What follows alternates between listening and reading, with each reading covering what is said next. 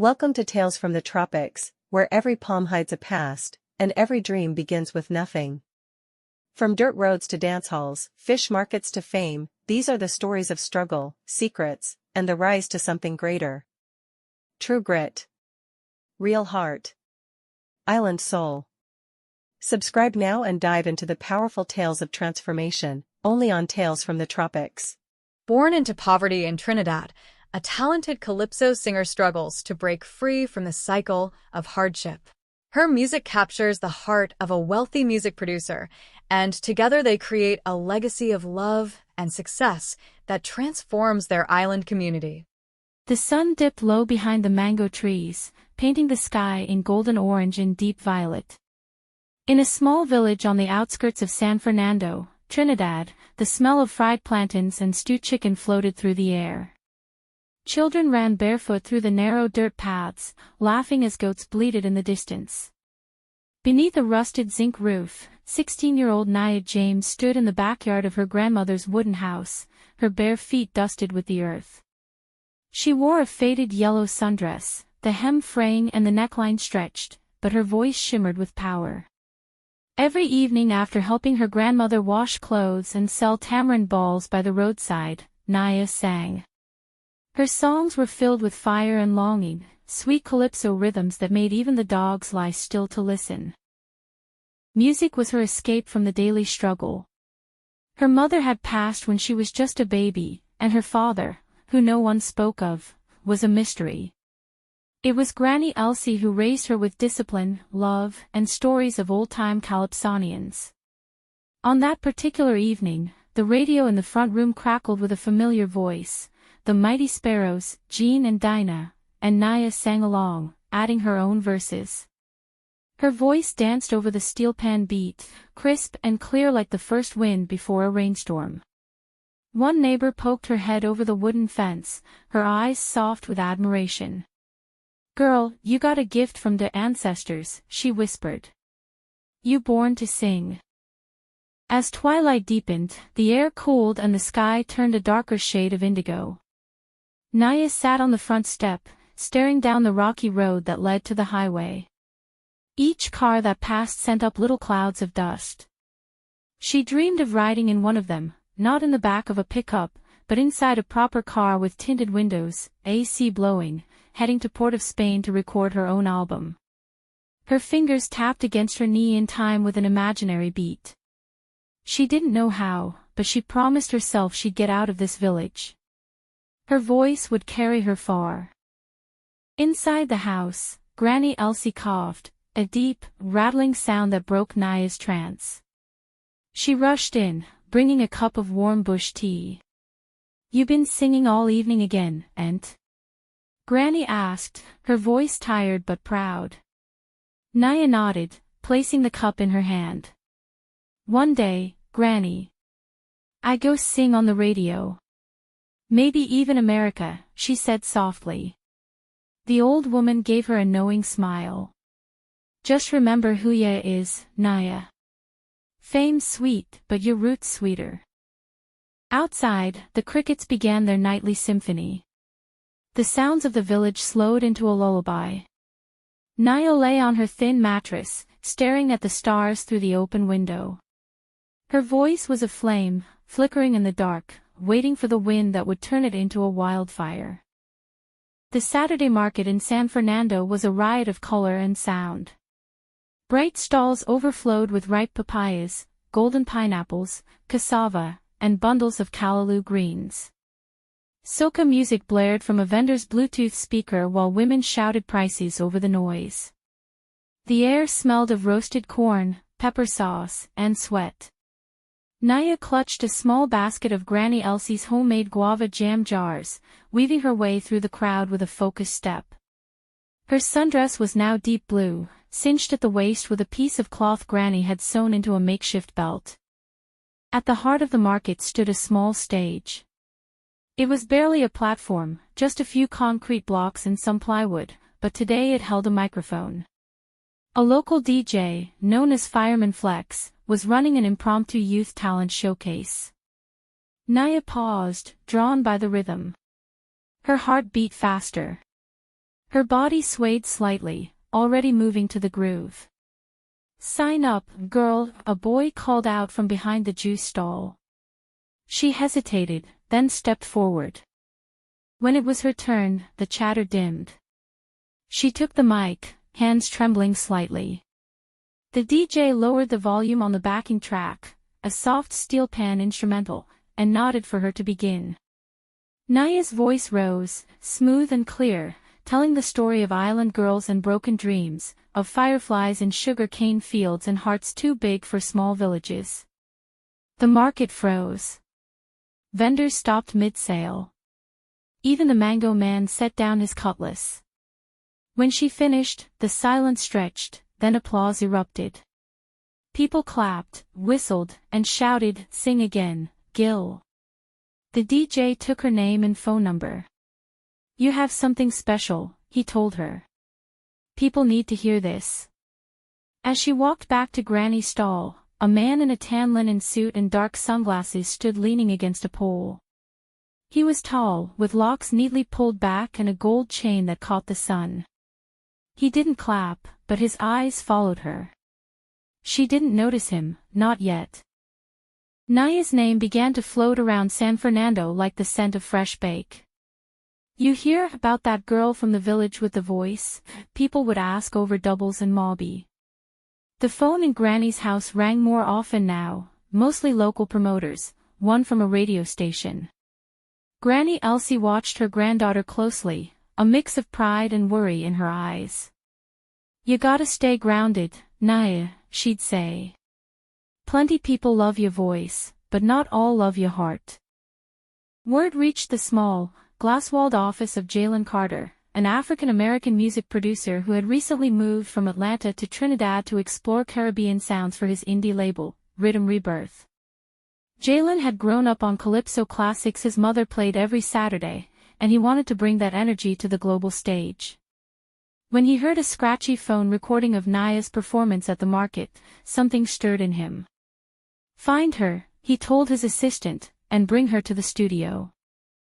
Meanwhile, Nyah was overwhelmed.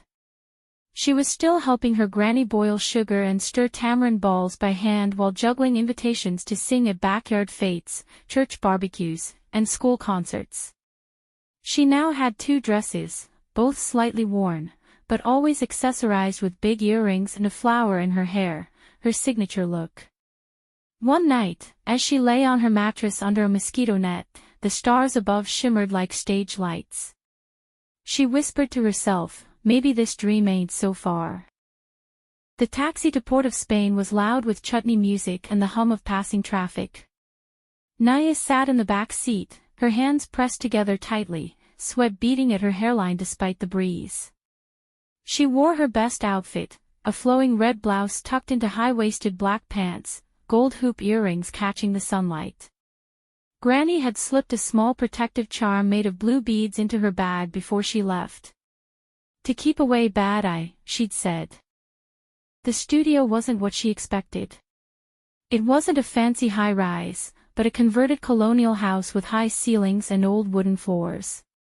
There was something warm and grounded about it, like history soaked into every wall. Jalen greeted her on the veranda, barefoot in linen pants and a patterned shirt, his smile easy but curious. "Nyah James," he said slowly, like he was tasting the sound of it. "I've been waiting to hear you live." Inside, the studio buzzed with life, producers, musicians, background singers. Nyah felt out of place at first, clutching her lyrics notebook tightly. But once she stepped into the booth and the beat dropped, a fusion of steel pan, African drums, and soft synth, something inside her clicked. Her voice filled the space with honeyed power, pain and beauty blending like rhythm and wine. When she stepped out, Jalen was leaning back in his chair, eyes closed, lips curved into a grin. "We just found the voice of the islands," he said quietly. Jalen took Nyah to lunch at a small beachside cafe where the waves lapped against the sand like lazy applause. They sat under a straw-roof hut, sipping coconut water straight from the shell.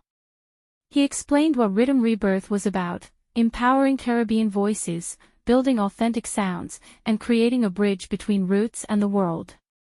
Nyah listened, cautious but intrigued. "I don't want to be just another pretty voice," she said. "I want to sing truth." Jalen admired her strength. "That's exactly what I want," he replied. Still, business was business. He handed her a manila envelope with a basic recording contract. "Take your time. Show it to someone you trust. I'm not rushing you." Back in the village, Granny squinted at the papers with her glasses low on her nose. "Big people contract, she murmured. "If you're doing this, do it right. Don't let nobody rob your spirit." They agreed to take it to a family friend, a retired Calypsonian-turned-lawyer named Uncle Roy. He reviewed it, made a few changes, and gave it the green light. By the end of the week, Nyah signed her first professional music deal. Jalen arranged her first official recording date and even promised to help with new performance outfits. Granny Elsie made her promise again: sing, but stay sweet. That night, Nyah sat on the veranda, watching fireflies blink in the dark. The road ahead was no longer invisible, it was paved in rhythm and rising dreams. Nyah's first real studio session began just after sunset. The recording booth smelled faintly of patchouli and new wires, a strange mix of old and new. She wore a soft cream blouse with puffed sleeves, high-waisted jeans, and her favorite green head wrap twisted neatly around her curls. Her hoop earrings caught the low amber light in the room as Jalen guided her through the process. "Sing like nobody listening," he said gently, adjusting her mic. The track they worked on was called Sweet Soaking Sound, a mid-tempo calypso groove with a heartbeat of old Trinidad, congas, tassa drums, and subtle hints of modern soul. As soon as the beat dropped, Nyah closed her eyes. Her voice slipped into the rhythm like silk over skin. It was her story, told through lyrics about riverside dances, heartbreak, and the longing to belong. By the time the song ended, the sound engineer stood up and applauded quietly. "She's real," he whispered to Jalen.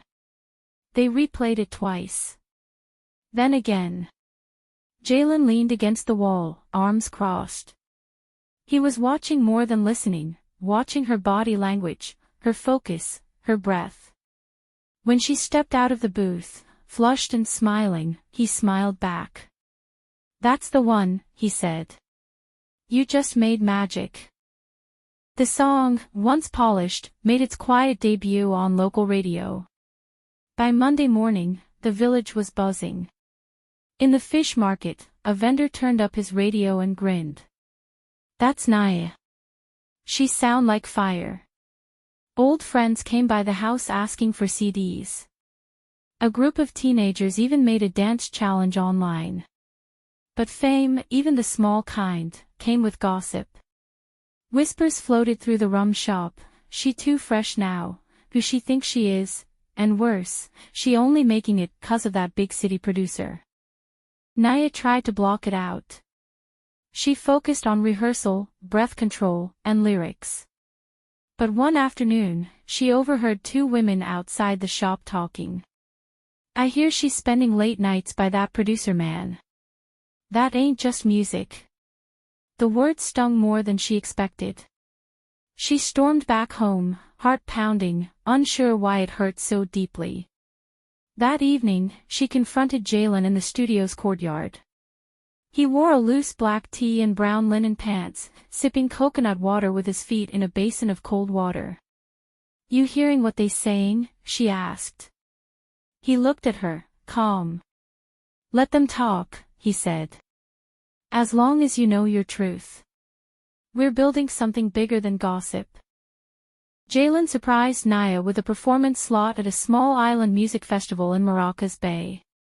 It was nothing massive, just a beach stage with speakers tied to poles and food vendors on every side, but it was her first real show. Nyah wore a deep purple wrap dress that shimmered in the sun, paired with gold sandals and a bold, hand-painted necklace shaped like a hibiscus flower. Her hair was styled in a low bun with golden cuffs at the ends of her braids. She stood behind the curtain as the MC hyped the crowd. Her palms were sweating, and her stomach twisted. Jalen walked up beside her and whispered, "Remember, they already love you, they just don't know it yet." Then he stepped away, leaving her alone with the sound of the crowd and the sea. As soon as she stepped on stage, applause met her like a warm wave. She opened with a sweet soaking sound and followed with a new number, "Breeze of My Island." Her voice rose into the air, soft and sharp like cut glass, bending and rising with the ocean behind her.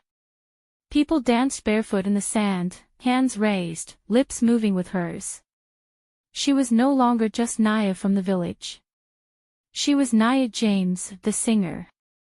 After the festival, people started treating her differently. A boutique offered her free dresses in exchange for Instagram photos. A promoter tried to slide her a check to skip rehearsals and perform last minute in Tobago. Even one of the local DJs invited her to dinner, though it was clear he didn't care about the music. Nyah was flattered, but wary. Back home, Granny Elsie waited with a pot of corn soup on the fire and eyes sharp with concern. "I hear you're getting big now," she said, ladling soup into bowls. "But stay wise, Nyah. Not every opportunity sweet. Sometimes it's sour behind a smile." Nyah nodded, twirling the spoon but barely eating. "I'm trying, Granny. I really am. It's just happening fast." Granny leaned in, her voice low. "Your heart's strong, but you're still young. Promise me, if something ever feel wrong, you walk away. No song worth losing yourself over." Nyah felt a lump in her throat. "I promise." She stepped outside after dinner, wrapped in a shawl against the cool breeze. Fireflies danced above the trees, and in the distance, she could hear the faint beat of someone's radio playing her voice. The stars seemed closer now, but Granny's words held weight like anchors under her rising boat. Late one evening, after a long rehearsal, Jalen invited Nyah to sit by the waterfront in Port of Spain. The lights of the city glittered on the ocean like crushed diamonds, and ships creaked gently in the harbor. They sat on a low concrete wall, eating fried bakes and saltfish from paper bags. Nyah wore an oversized denim jacket over her jumpsuit, her head resting lightly on her hand.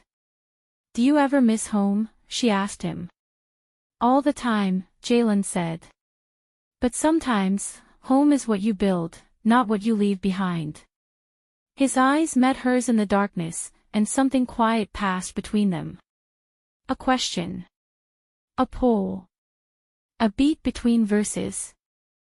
Nyah looked out at the water. "I don't know where this is going," she said. "But I want to stay true. To myself. To the music. To us, whatever this is." He reached out, brushing a curl from her cheek. "Then let's build it slow. Real. No rush. Just rhythm." They sat in silence, the kind that felt like the rest of the world had faded. Somewhere down the street, a pan player practiced under a street lamp, notes floating through the humid air like lullabies. For the first time in a long time, Nyah felt like she was exactly where she was meant to be. The studio lights dimmed as Nyah finished her final note. She had just recorded "Fire in Her Voice," a song written from the pit of her belly, about growing up poor, about being overlooked, about finding strength in silence. Her voice cracked at one point, not from weakness, but from emotion. When she stepped out of the booth, tears shimmered at the corners of her eyes. Jalen stood across the room, silent. Then he walked over and wrapped her in a gentle hug. "That's the one," he said softly. "That's your anthem." Her chest rose and fell, still catching her breath. The sound engineer leaned back in his chair, nodding slowly. "That one, go and hit deep." The next day, the song was released online and played on late-night radio. It didn't go viral instantly, but something stirred. People called in crying. Women said it gave them goosebumps. Young girls in Nyah's village started singing her lyrics under almond trees. She had become more than a singer, she was a voice for those still fighting to rise. Carnival season swept over Trinidad like a fever, colors bursting, streets vibrating with soca, bodies painted in glitter and oil. Jalen convinced Nyah to participate in one of the smaller bands, and she hesitated, unsure if it would distract from her music. But when she saw the costume, green and gold feathers, beads cascading down like waterfalls, and a crown of hummingbird wings, she couldn't resist.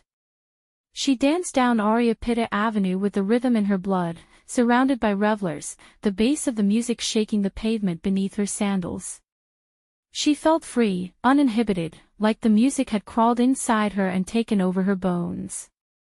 Jalen found her near the end of the route, his shirt soaked in sweat, a wide grin on his face. "This is what the island is," he said, pulling her into a tight embrace. Later that night, under a sky of fireworks, they kissed, finally, without hesitation. It wasn't a rushed kiss. It was slow, meaningful, like a chord being struck for the first time. She felt like the island itself was humming through her. With her growing popularity came pressure. Radio hosts started speculating about her relationship with Jalen. "Is it real, or is it strategy?" one show teased. A famous calypso singer criticized her on social media, "Pretty voice, but no roots. Gil just trendy." It hurt. She tried to ignore it, but the words crawled under her skin. At a performance in Tobago, she forgot her lyrics mid-song. The crowd waited. The band kept playing. She closed her eyes, grounded herself, and started freestyling, improvising verses about self-love, struggle, and the sea. The audience roared. She turned a mistake into magic. Backstage, Jalen hugged her tight. "Let them talk," he said. "You don't owe them perfection. You owe them your truth." She realized something that night: the pressure would always be there. The promise was in how she responded. And she would always respond with rhythm. Jalen introduced Nyah to the business side of music: contracts, royalties, percentages, branding. They sat in a quiet cafe in St. James, papers spread across the table. He explained things slowly, letting her ask every question. "I want you to own your voice," he said. "Not just sing, but run your career." She scribbled notes furiously, her head wrapped in a red scarf, glasses perched on her nose. She wasn't used to this world: percentages, publishing rights, but she wanted to learn. She wanted to protect what she was building. Later that week, she met with a woman named Rochelle, a powerhouse music attorney from the States visiting the island. Rochelle listened to Nyah's story and offered to mentor her. "You're not just an artist," she said. "You're a movement. Let's make sure nobody hijacks that." Nyah felt something shift. She was no longer just a singer with a dream, she was a young businesswoman, shaping her legacy note by note. Nyah returned home for the Emancipation Day village celebration, dressed in a flowing orange and white African print kaftan. Gold bangles clinked on her wrists, and her hair was styled in bantu knots adorned with cowrie shells. The entire village had gathered in the community center: drummers, elders, dancers, children running with kites. She performed a stripped-down version of "Fire" in her voice, with just a hand drum and a flute. Her words echoed in the wooden hall, stirring even the elders into tears. After the song, Granny Elsie stood and hugged her tightly in front of everyone. "She's not just singing for fame," Granny said proudly. "She's singing for all we who couldn't." That night, under the full moon, villagers lit candles and told stories of resistance, survival, and joy. Nyah sat beside Granny, her head on the old woman's shoulder. She felt full, not with fame, but with love. With history. With something deeper than applause. As the months passed, Nyah and Jalen's connection deepened. They laughed easier, shared more. Nights were filled with studio sessions that blurred into long talks over roti and ginger tea. But love, especially in the spotlight, came with risks. Rumors flared again, this time louder. A gossip blog posted a photo of Jalen helping her into a taxi, with the caption, "Is Nyah James mixing music and romance?" They both ignored it at first. But when a major magazine offered Nyah a cover story, only if she opened up about the relationship, Jalen pulled back. "They don't care about us," he said. "They care about selling a fantasy." His walls went up, just slightly, but Nyah felt it. One night, as they walked through Queen's Park Savannah after an awards ceremony, Nyah stopped under the pui trees. "Are we real, or just something that fits between the songs?" she asked, voice quiet. Jalen cupped her cheek gently. "We're real. But the world out there, it's noisy. Let's keep this sacred. Ours." She nodded, but deep down, she knew love had a price, and they were both still learning how to pay it. Nyah had never spoken much about her father. Granny only ever said he was gone long time, and no one dared ask more. But something stirred in her during a songwriting session, an ache she'd been holding back. She began writing lyrics that flowed like questions. "Where were you when the sky broke? Who sang me to sleep when I cried?" She called the song "Empty Frame." It wasn't angry, it was tender, full of longing. When she performed it live during a women's empowerment concert in Chaguanas, the audience was silent. A tear rolled down her cheek by the final note. The applause that followed was thunderous, but she didn't smile. Not yet. Backstage, a woman approached her. Dark-skinned, about her mother's age, with eyes too familiar. "You look like someone I used to know," the woman said. "Your daddy, his name was Nyah James, yes?" Nyah froze. The woman nodded slowly. "He was my cousin." Nyah's breath caught. She'd never heard that name. A door had cracked open, and with it, a wave of emotion she wasn't ready for. Nyah was invited to perform at a national calypso competition, one of the biggest shows on the island. The venue was Queen's Hall, a historic theater in Port of Spain with red velvet curtains and chandeliers that sparkled like carnival beads. Her outfit was custom-made, a golden high-low gown with black lace sleeves and matching earrings shaped like steel pans. The air backstage buzzed with tension. She could hear older performers whispering, questioning her authenticity. "She not even from Port of Spain. Who she think she is?" someone muttered. But Nyah stood tall. She warmed her voice quietly, focused on her breath. When her turn came, she stepped onto the stage, heart pounding. The lights hit her like sunrise. She sang "We Rise Still," a song about colonial wounds and Caribbean resilience, her voice ringing out clear and true.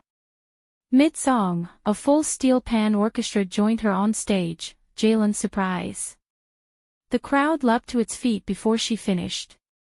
She didn't win first place, but that didn't matter. She won something bigger, respect.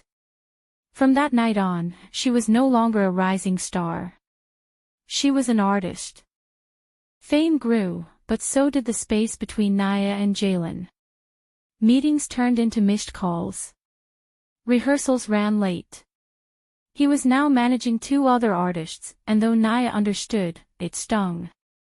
One night, she walked into the studio to find another singer recording with Jalen, close, laughing, her hand resting too easily on his shoulder. Nothing was happening, but it was enough to shake her. "Are we still building this together?" she asked him later. "I'm doing the best I can," he said. "But you don't need me to hold your hand anymore." The words hurt more than he realized. Nyah left without replying. That night, she wrote a new song, "Used to Know," about love changing, fading, and the courage to let go. She cried as she recorded it, alone in the dark, her guitar cradled like a friend. The song would become one of her most downloaded tracks. but it came from a heart that had just cracked open. To clear her mind, Nyah retreated to a wellness lodge in Paramine, nestled in the northern hills. The road up was steep, winding through cocoa fields and misty valleys. She stayed in a small wooden cabin with a hammock on the porch and no Wi-Fi, just the sound of birds, rain, and silence. Days passed with herbal baths, journaling, and meditating under towering breadfruit trees. At night, she sat with elders who told stories of freedom fighters, ancestors, and songs passed down through dreams. She began writing again, not for the studio, but for herself.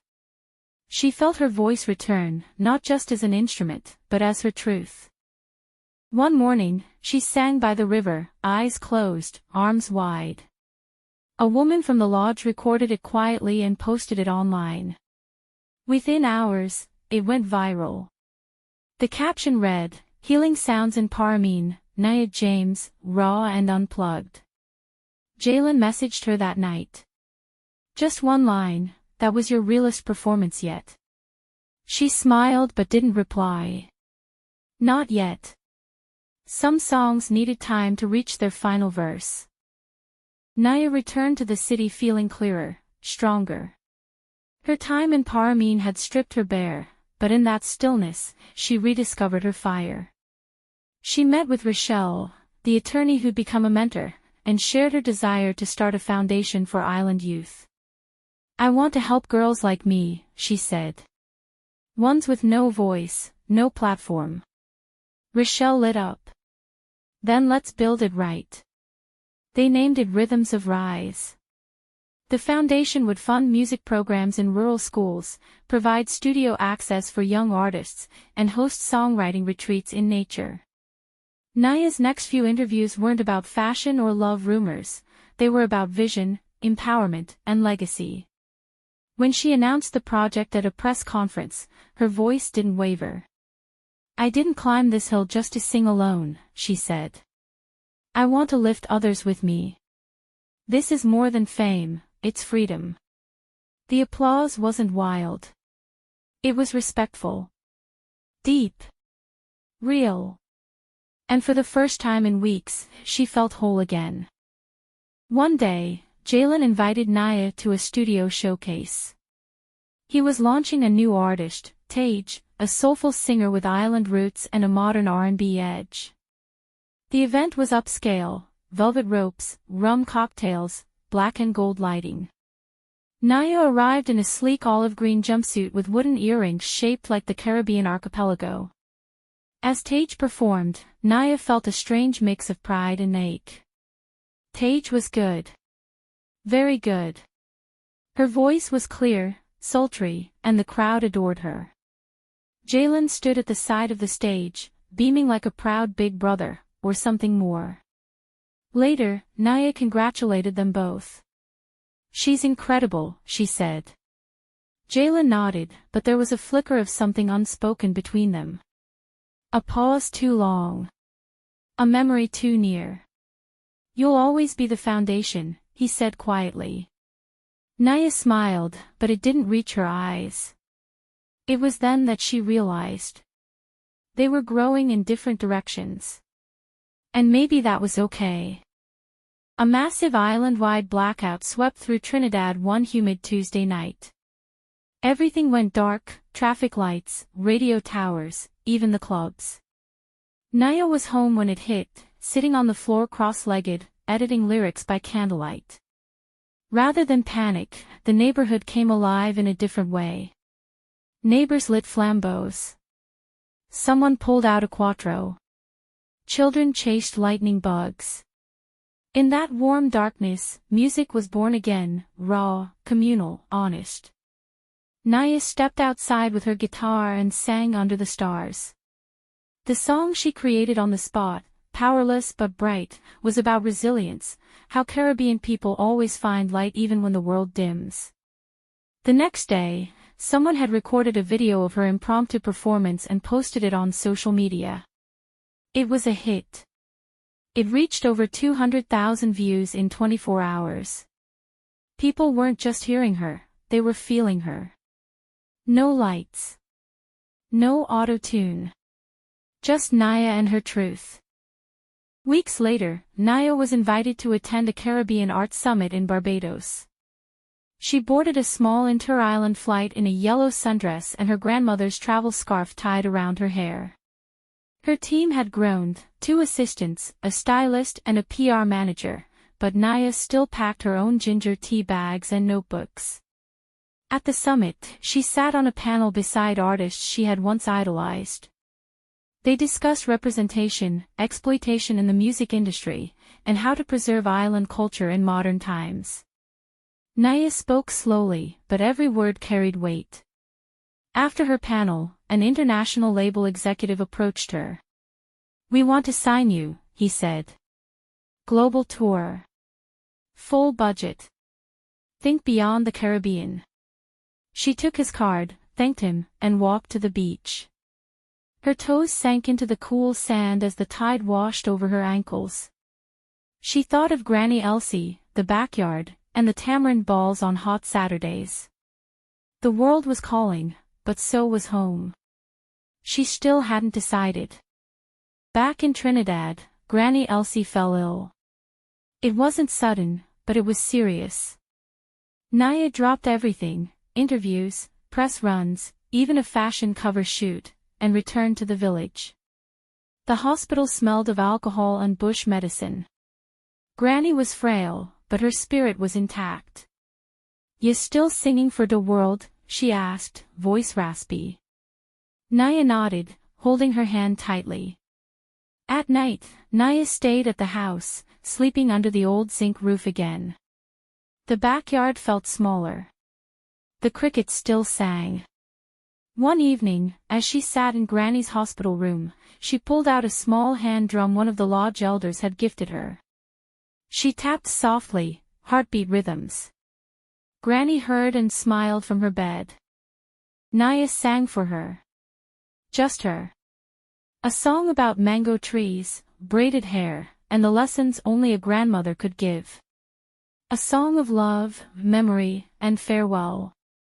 That night, under a soft breeze and full moon, Granny Elsie passed. Peacefully. As if she'd waited for that last song. Nyah didn't cry at first. She just sang.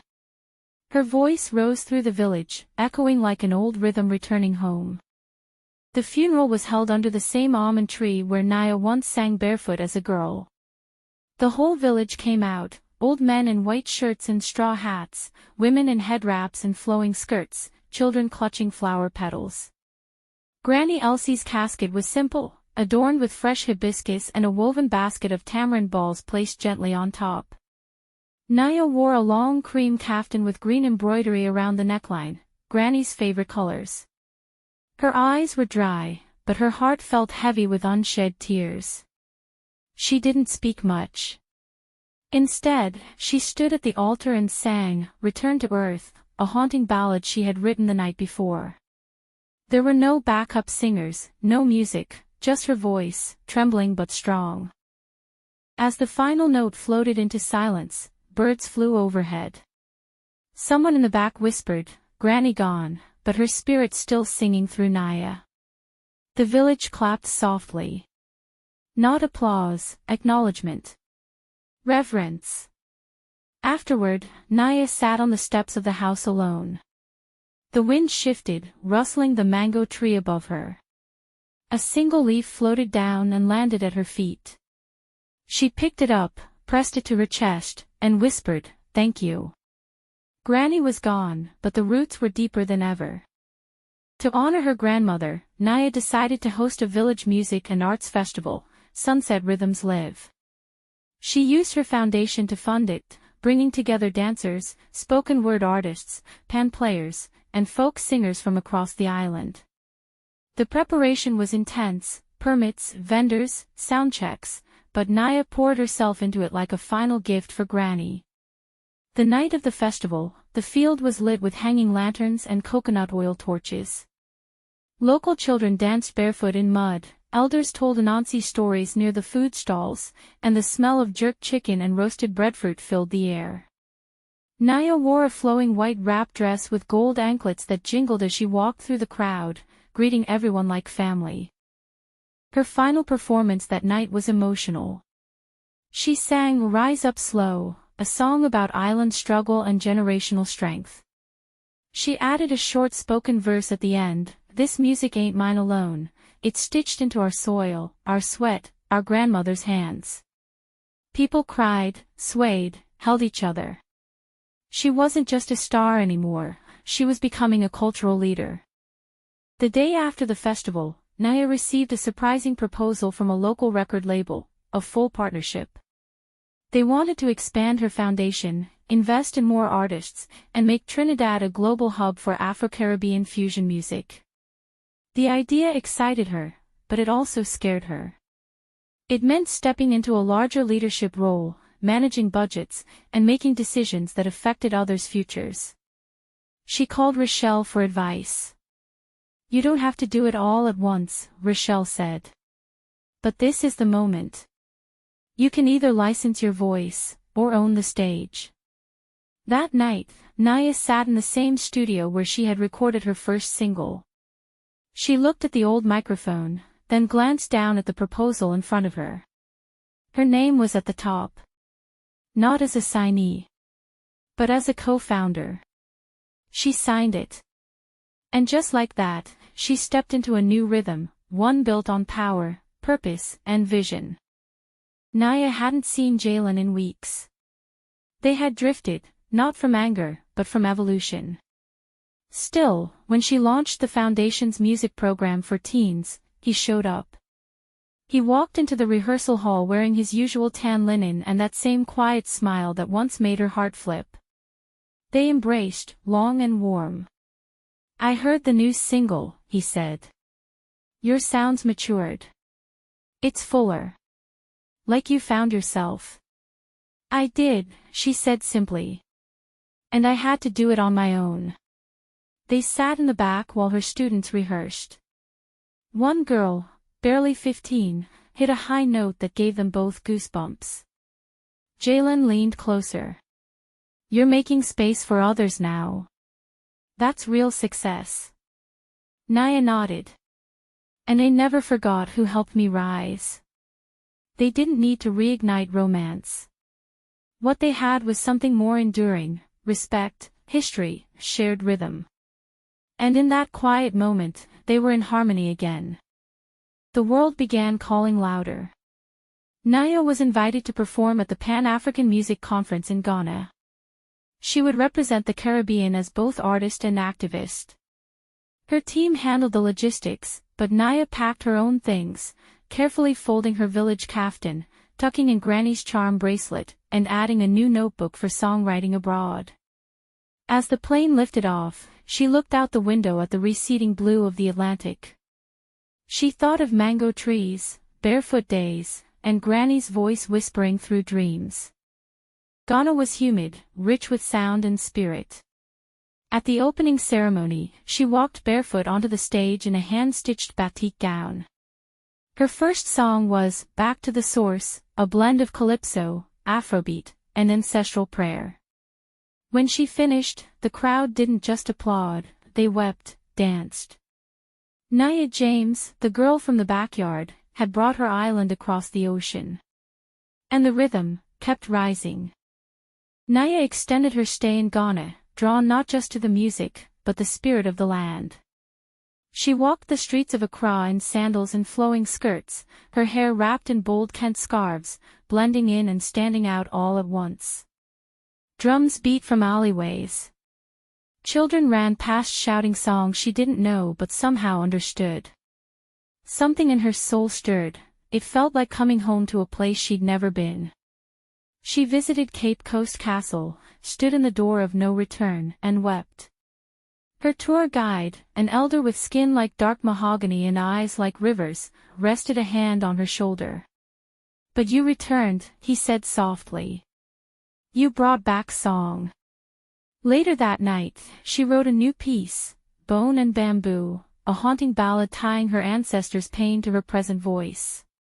She recorded it in a tiny local studio, just voice and gem, no makeup, no press. She uploaded it herself from her phone. By morning, it had gone global. When Nyah returned to Trinidad, the airport greeted her like royalty. Fans waved flags, airport staff clapped. Her face was now on billboards across Port of Spain, Nyah James, from the village to the world. But despite the fame, she stepped off the plane barefoot, dressed in a simple batik maxi dress and carrying her guitar over her shoulder. She headed straight to the village, not to perform, but to sit under the mango tree and breathe. Her neighbors brought sweetbread and sorrel. The children asked about Africa.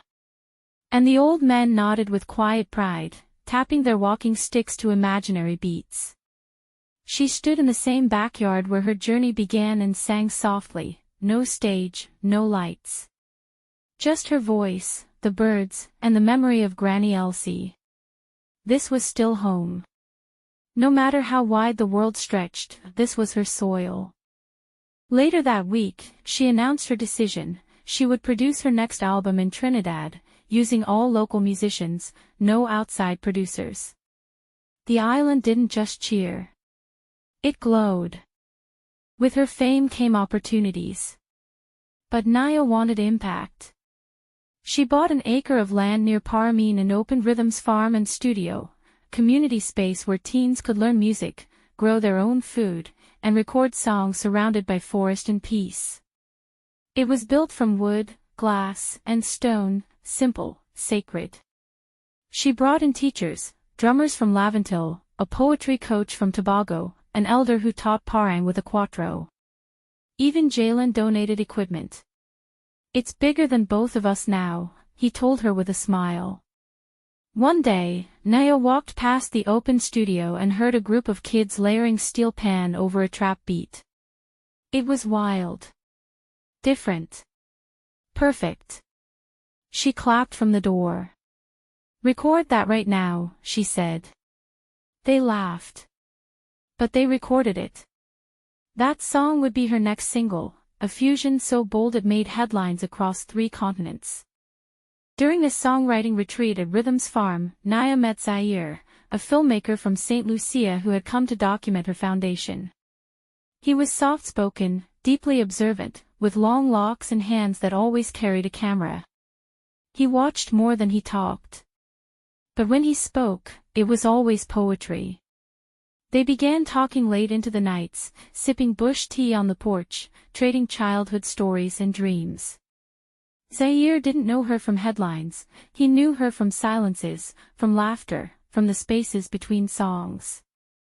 One evening, while walking through the forest after a youth bonfire, he took her hand. "I don't want to be part of your image," he said. "I want to know you're quiet." Nyah smiled. "Then you already do." Their love was slow. Rooted. Not a spotlight romance, but a steady rhythm beneath her melody. And this time, she didn't feel like she had to choose between music and intimacy. She had found someone who knew how to listen. The Caribbean Music Awards honored Nyah with the Island Icon Rising Award, presented by none other than the mighty Shadow's daughter. Dressed in a golden off-shoulder gown lined with shells, Nyah accepted the award barefoot, her toes touching the wood stage like roots. She spoke clearly, "This isn't just for me. It's for Granny Elsie, for every girl singing in the backyard, for every youth who thinks the world too far. We are the world. Right here. Right now." The room rose in standing ovation. After the ceremony, she returned to the hotel, sat at the piano in the lobby, and played quietly until only the cleaning crew remained. Zaire filmed it in silence. That footage would later become the intro to her next documentary, Sunset Rhythms, the story behind the sound. But for now, she closed her eyes, played a final chord, and whispered to the keys, "We not done yet." Nyah found herself at a crossroads, professionally and personally. International tours beckoned, but so did the steady growth of Rhythm's farm and studio back home. Zaire urged her to take the leap overseas, while the community reminded her of the roots she'd promised never to forget. One humid afternoon, as birds chirped outside her window, she sat alone with her guitar. She strummed a soft melody that felt like both farewell and welcome.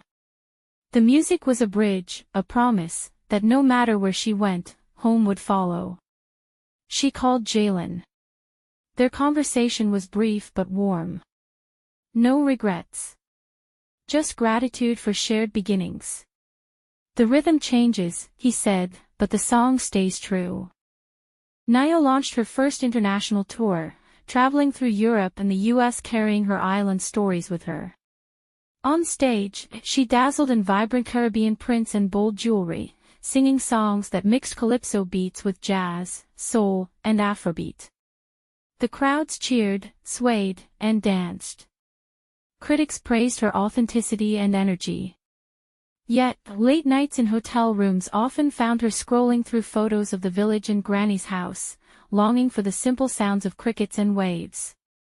Zaire joined her on a few stops, filming intimate moments between concerts, quiet breakfasts, walks in foreign parks, and late-night songwriting sessions.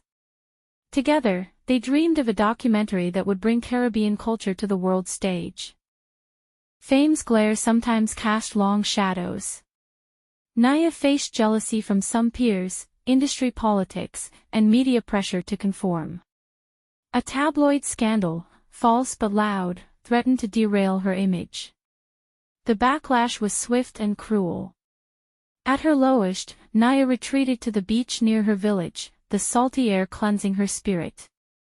There, surrounded by old friends and family, she rediscovered her voice not just in song but in resilience.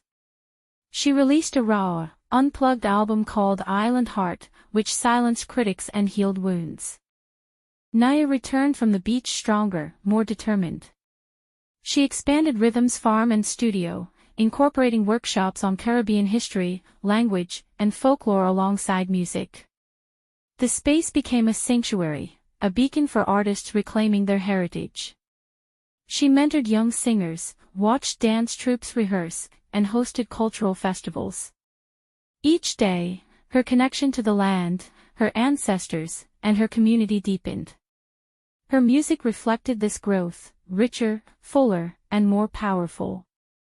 The night of Nyah's final performance in her hometown was electric, a celebration not just of her music, but of a journey marked by love, loss, and unbreakable spirit. The open-air venue was set along the beach under a sky bursting with stars. Lanterns floated gently on the water, and the scent of sea salt mingled with roasted corn and spices from nearby food stalls. Nyah wore a flowing gown dyed in deep ocean blues and sunset oranges, embroidered with tiny beads that shimmered like stars. Her hair was crowned with fresh jasmine and gold bangles jingled softly on her wrists and ankles. The crowd was a sea of faces, friends from the village, international fans, elders in bright head wraps, children perched on shoulders, and musicians from her studio band standing ready. The steelpan orchestra waited, their polished drums gleaming in the moonlight. As she stepped onto the sand, the waves whispered a steady rhythm. Nyah closed her eyes and breathed deeply, feeling the heartbeat of her island beneath her bare feet. The first notes of Sunset Rhythms rose like a gentle tide, calypso drums blending with haunting vocals and the warm hum of steel pans. Nyah's voice soared, telling stories of mango trees, stolen moments, and the resilience of generations. Her lyrics painted vivid images of fireflies in the night, laughter echoing through alleys, and the power of dreams rooted in soil and soul. Midway, Zaire appeared with a camera, capturing every smile, every tear, every hand reaching toward the sky. The crowd sang along, their voices lifting her higher. As the final song faded, Nyah stood in silence, the ocean breeze caressing her skin. The applause rolled like thunder, but her gaze was on the horizon, where the sun had just dipped below the water, promising new dawns. She whispered, "This isn't goodbye. It's just another rhythm." With that, she stepped back into the night, her spirit glowing as bright as the stars above, an eternal melody woven into the heart of Trinidad. Thanks for watching Sunset Rhythms. The story doesn't end here, this is just one verse in a bigger song. If you want more, say the word. and we'll keep the rhythm going. If this story moved you, give it a thumbs up, drop a comment, and hit that subscribe button. Follow for more island stories and drop a fire if you want part 2.